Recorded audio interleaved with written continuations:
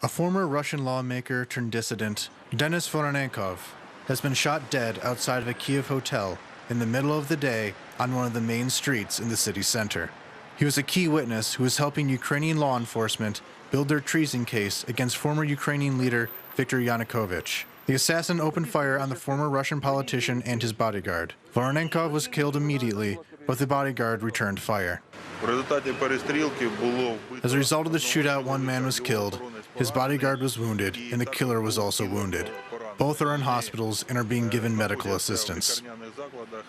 While a minister in the Russian State Duma for the Communist Party, Voronenkov voted in favor of the Crimean annexation. However, he later claimed that he was forced to do so and was warned that anyone who did not vote in line with the Kremlin, quote, wouldn't have walked 50 meters away from the Duma. He fled Russia to Kyiv with his wife in October of 2016 and renounced his Russian citizenship in order to become a Ukrainian. Ever since then, he has been a sharp and vocal critic of Kremlin leader Vladimir Putin and Russia's actions towards Ukraine. Ukraine's general prosecutor, Yuri Lutsenko, has called the killing of Voronenkov a cynical murder of one of the witnesses involved in the state's case against ex-President Yanukovych.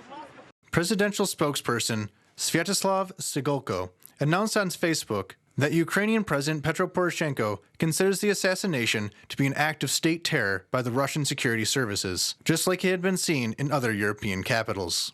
This was likely a reference to the murder of Alexander Litvinenko, a former FSB colonel turned Russian dissident who was assassinated via polonium poisoning in London in 2006. Russia has denied these allegations. In recent months, Voronenkov frequently criticized the Kremlin for its repressions of free speech and for inciting hatred against Ukraine. In an interview with UATV, he said, "The Russian government sees me right now as one of its biggest threats. I'm just a person who tells the truth. My choice to come to Ukraine was seen as an insane decision.